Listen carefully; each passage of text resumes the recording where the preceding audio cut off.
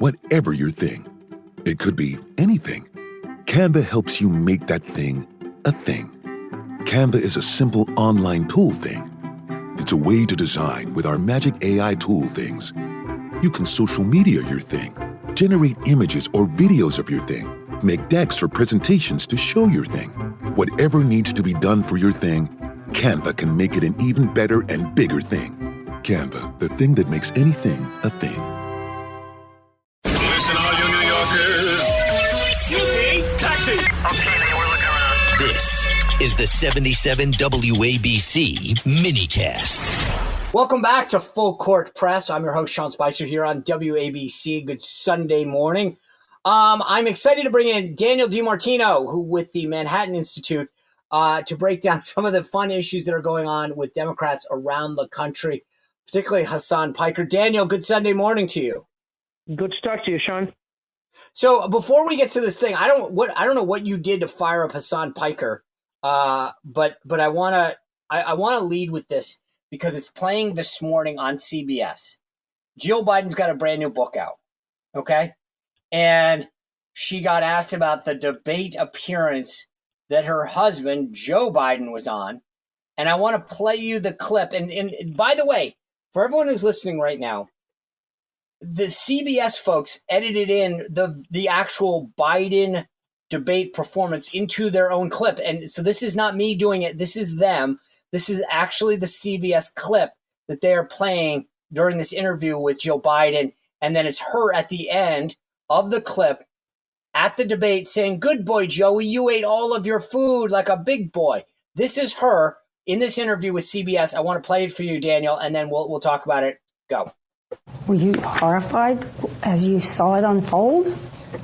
I wasn't horrified. I was frightened because I had never, ever seen Joe like that. With the COVID, with dealing with everything we have to do with, look, if we finally beat Medicare. Thank you, President Biden. Before or since? Never. Or since? Yes. Or You've since. never seen him like Never. that? No. What happened? I don't know what happened. I mean, as I watched it, I thought, oh my God, he's having a stroke. And it scared me to death. Joe, you did such a great job. You answered every question. You knew all the...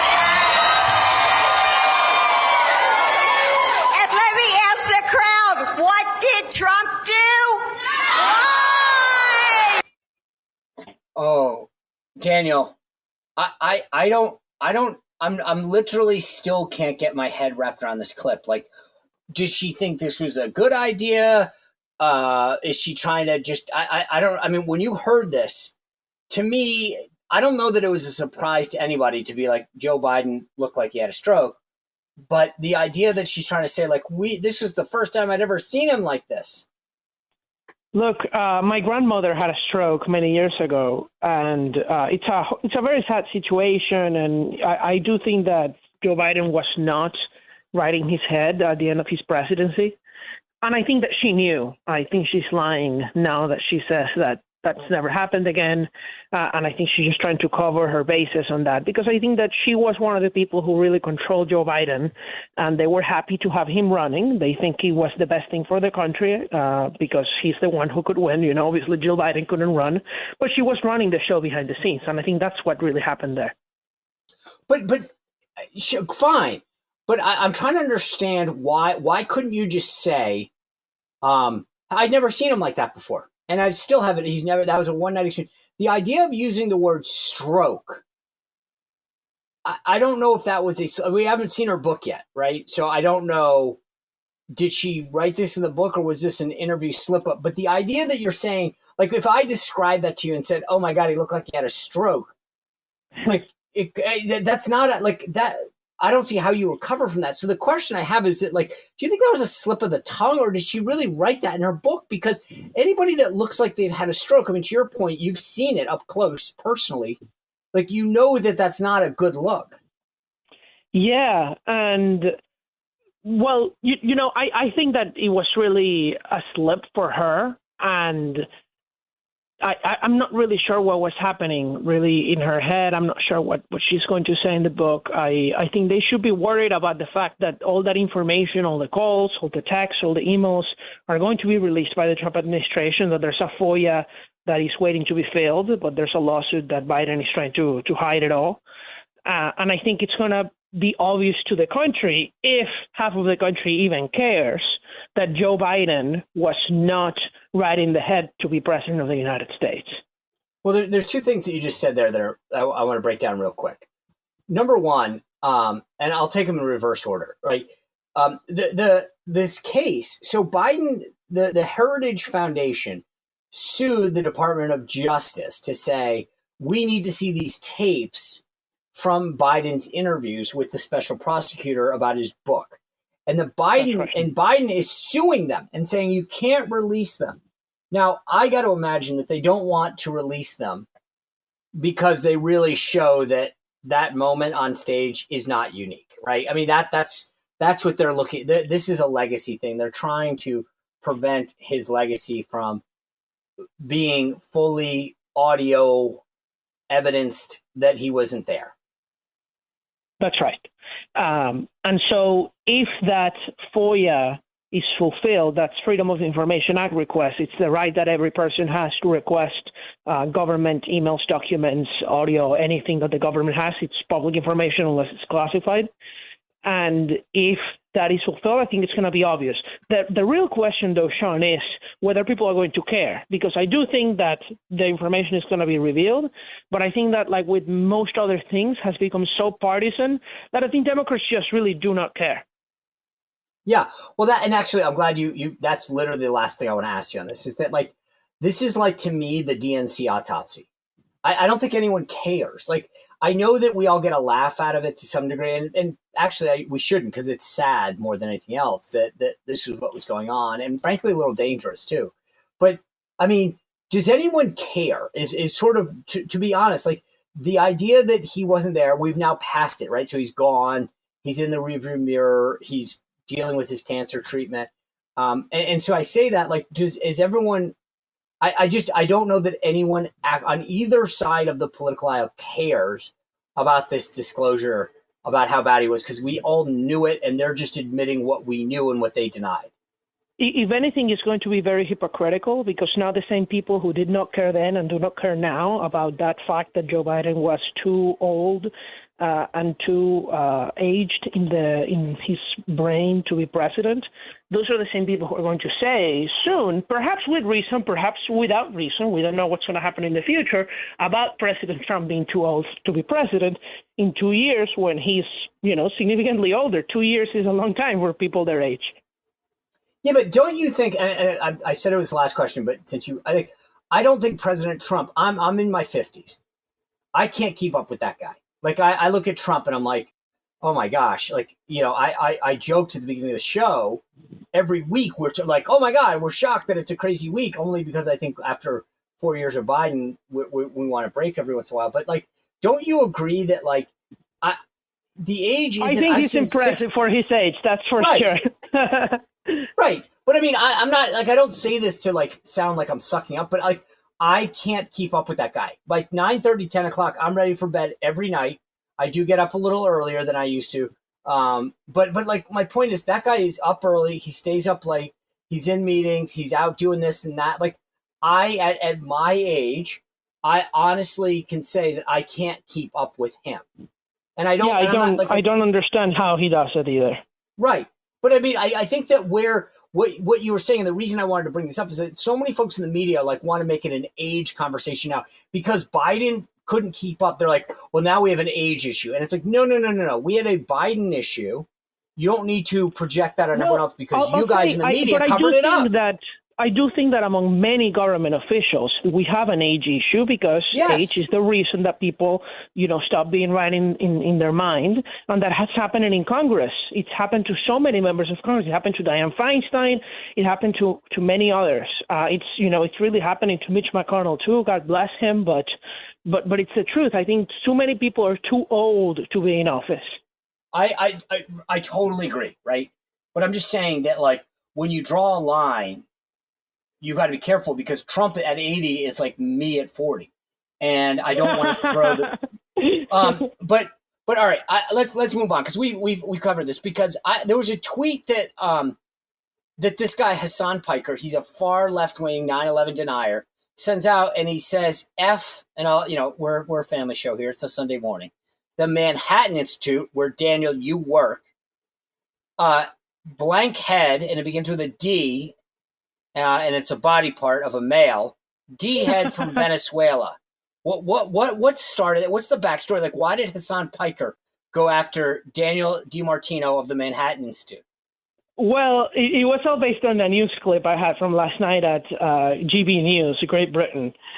And the reason I was in the news that day was because of what's going on with Hassan, right? That he was subpoenaed by the Department of the Treasury for his ties with the Cuban government. And this is a very important thing because I've been following this issue for many years. The organizations that go to Cuba and travel there to be apologists for that evil regime, and then they bring them money, and then they also get paid to do propaganda in America. Code Pink, the other woman who was subpoenaed, Bea Benjamin, the entire Singham network, so that people understand. There's an American billionaire who lives in China called Neville Roy Singham, who funds Neville Royce what? Neville Roy Singham. And he's a billionaire that lives in China.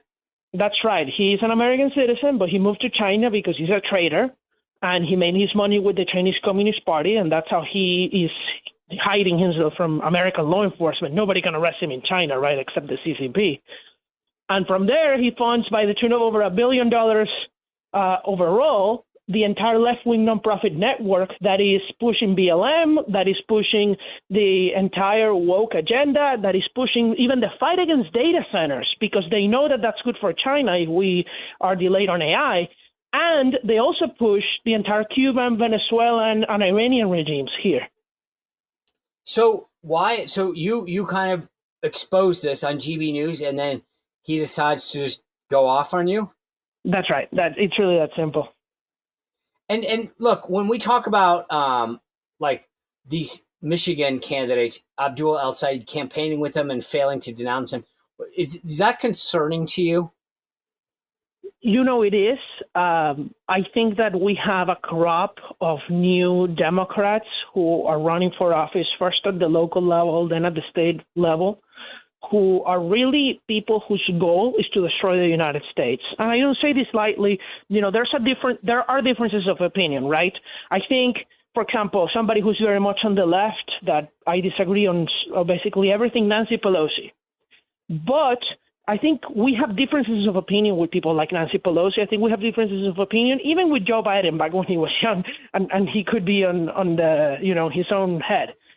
But we do not have differences of opinion with some of these people. What we have is differences of goals and even like philosophies. Like these are people who hate the United States, who hate everything we stand for, who some of them are even agents of foreign governments, right? Like the mayor of Arcadia in California, who was a Chinese agent, like Hassan and the Code Pink people who are actually Cuban agents, like the ambassador for 40 years who was arrested and is now being denaturalized, who was a 40-year agent of Cuba and got to the level of being appointed U.S. ambassador to many countries. This is the problem we're dealing with now that I'm worried about. Isn't it, to me, one of the things that I find fascinating? The Cuban government is about to fall on its own weight. Okay. The Venezuelan government needed to be, it was not doing well.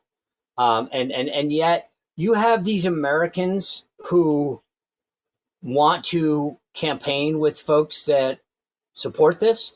They want to champion these things, these movements. Like I'm actually concerned, truly concerned that you have a lot of Americans on the left that look at these regimes in Cuba, in Venezuela, as models of what we should use going forward. Well, I am very much too, because I escaped from Venezuela, right? I don't want America to become Venezuela, the opposite. And the things that I've encountered is that the politicians lie to the public, right? Not even a significant number of Americans want to be like Cuba or like Venezuela. They don't believe Cuban healthcare is good. They don't want that. They say that, we want to be like Europe. That's what the politicians tell them in their rallies. But then the policies they push are the policies of Cuba and Venezuela, not the policies of other countries, which we can have a very good debate about that. We can have a debate, is Norway doing a good thing or a bad thing? I happen to think it's a bad thing in many ways. But that's not what Cuba is doing, and that's not what the Democrats are proposing here now, the new ones at least. Well, and it's one thing to campaign on it. It's another thing. Like I think to myself about what New York City Mayor Zoran Mandami is doing to transfer ownership from landlords to the community. This is something that he talked about earlier this week. Let me play for the audience what I'm talking about. When necessary, we will take aggressive legal action to remove negligent owners and property managers. And for buildings that have suffered chronic neglect, we will work to transfer ownership to responsible stewards.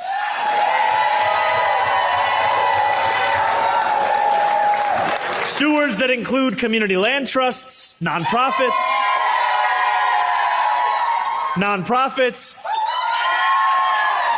or even the tenants themselves. Okay, Daniel DiMartino, you escaped Venezuela. The idea that, like, you heard the people there cheering. Zoran Mandami in New York saying, I want to take some of the property that someone else owns, and transfer ownership from the landlords to these various other community entities, nonprofits, the tenants, whatever. That to me is pretty socialist. It is a disaster. It is what the Soviet Union did. It is what Cuba did. And you know what? If we're serious, let's take Mandani at his word. He wants to transfer properties that are not well maintained, where there are tenant complaints, that are in a really bad state, to the tenants. Amazing. So he wants to privatize New York City public housing and give the apartments to the tenants? I'm all in for that. Let's give the 500,000 New Yorkers who live in decrepit, destroyed public housing the ownership of their apartments. That's the worst. The worst housing in New York City is government owned. But no, because his goal is not for people to live better. His goal is for you to live in public housing, and nobody wants that. But do you think, like, the funny part about it, you heard the people cheering. Do you think they're connecting the dots? I mean, like, I walk down the street and I go, hey, Daniel, I want to give you a restaurant or, like whatever. And you go, okay, that's awesome. Like, I don't think anybody fully appreciates when politicians these days talk about giving you free stuff. They don't understand what's gone on in Cuba or Venezuela like you have. Well, but you have to understand also the crowd that was there is also the people who work for the nonprofits who are going to get all the money from this, Sean. They're very happy because they're all going to be rich from this. They're the beneficiaries. We're living in a country where there's the nonprofit fraud schemes at the state level in democratic states is huge, right? Which is why they were all upset when Trump stopped federal funding for nonprofits in his first week in office, because it was all a grift. In California, it's a grift. In Minnesota, it's a grift. In New York, it's a grift. And we need to stop the nonprofit fraud complex once and for all. Is that? Do you think that that's what's happening, right? Meaning, is that the issue right now, that you look at all these fraud task force that we're dealing with? J.D. Vance talking about Ohio home health care, Nick Shirley unveiling the Leering centers in Minnesota. You've now had other areas of, we did all this stuff with COVID. It's like, it's a massive grift. And a lot of times it's these populations that are figuring it out. And it is all served by nonprofits. Even many of these health organizations are nonprofits. And the thing that allows them is, one, it's much easier to deal with the tax authorities, reduce your tax burden. You only have to pay taxes with what you compensate the employees. And you can compensate them as much as you want. There are people working for homeless nonprofit groups making $500,000 a year in compensation. This is very common across California.